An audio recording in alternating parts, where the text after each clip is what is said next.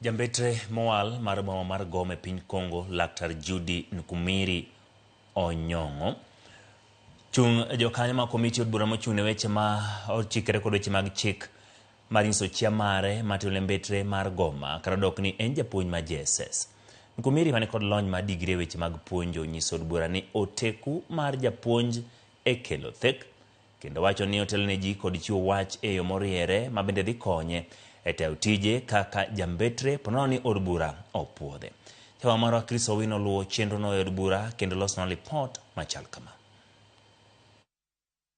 Judin Kiarian Kumere, japuonj mar JSS e skund sekondar madundu ma Adhiru Gaitu e kaunti ma Meru, nyalo keto sigana poni od bura puodho gwelo mare ka jambetre mar boma ma Goma e piny DR Congo.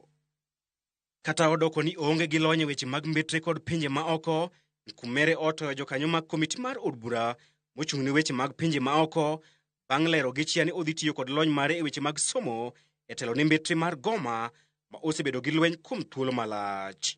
Every profession, every skill is through a teacher.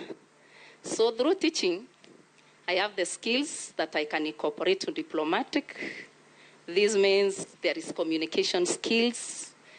A teacher is a clear communicator who can be able to convince, teach, train, and handle things with simplicity. Kalore kode, japuonj en jatelo, jathek e kinde lweny kaachiel kod jachiw wach maliw, omiyo odhi tiyo kod lony makamago e kelo kwe e boma ma Goma. In teaching profession also, there is problem-solving skill, because when you go to class, you meet various problems, needs with the different learners, and as a teacher, you need to cater for that. You need to solve problems that you are meeting. So having this also skill of problem solving, it can help me to handle the diplomatic issues and challenges that are in Congo. Gwelo mare kata kamano nyalo muomore ohinga maduong' bang' piny DR Congo kwedo kang' mar piny Kenya chugo mbetre matin e boma Goma kagiwacho ne ok okawo pachgi. Nkumere oyango jatend migawo mar weche ma oko ma pacho kae Musalia Mudavadi dhi nyime kod twak kod piny mar DR Congo mar tieko ywaruok makamano. Kaluwore gi chike mag mbetre e piny mangima mong'ere ka Vienna Convention, piny moro ok nyal chugo mbetre margi e piny machielo ka pinyno otamore.